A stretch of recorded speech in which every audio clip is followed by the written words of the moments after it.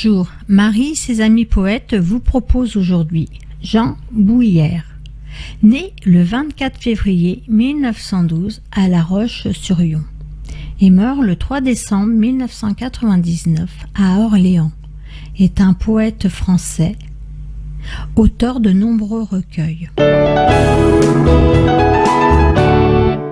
Et voici maintenant l'horloge du cœur. Quand chaque jour un mot est le début d'une légende, si un sourire anéantit le temps, tout tourne dans le ciel. Les oiseaux, les nuages, les étoiles.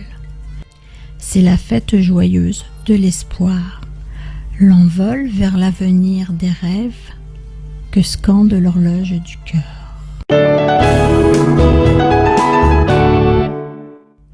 Mon coup de cœur aujourd'hui est Bernadette Larose. Elle est née en 1943 en Bourgogne, dans un petit village qui s'appelle Dornecy.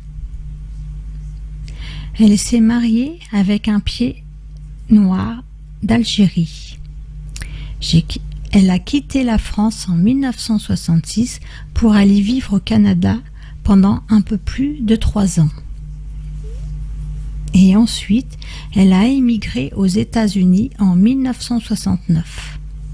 Elle a eu 2 fils, un qui est né en 1963 en France et l'autre en 1969 aux États-Unis. Elle habite en Floride depuis 1969. D'abord à Fort Lauderdale en 1969 jusqu'à 2005 et ensuite dans une petite ville, Brosquerville, depuis 2005. Ses loisirs sont prendre soin de son ami et de ses 5 chats, visiter son petit-fils et son fils, le jardinage, l'écrire, la poésie naturellement, écouter toutes sortes de musique selon son humeur, faire de nouvelles rencontres sur Facebook. Et voici maintenant une âme brisée. J'ai vu cette âme tellement flétrie que petit à petit elle s'est fracturée, puis s'est déchirée dans les excès de la vie. Elle préférait voyager de nuit, manger et dormir ici et là, préférant l'anonymat, enchaînée à son ennui. Elle était invisible les jours de pluie et de grand froid.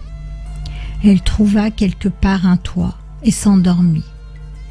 Au premier jour de printemps, elle osa pointer son nez pour admirer le soleil nouveau-né et tenta d'aller de l'avant.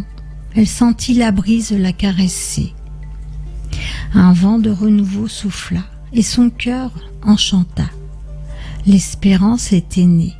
L'âme se réveillait lentement, avec hésitation et précaution, mais sûrement. Sans un regard sur le passé, elle laissa s'envoler la nuit, avec derrière elle ses ennemis, et commença son trajet. Sans s'arrêter, elle continua. Poussée par cette confiance qu'après tant de souffrance, un nouvel avenir était là.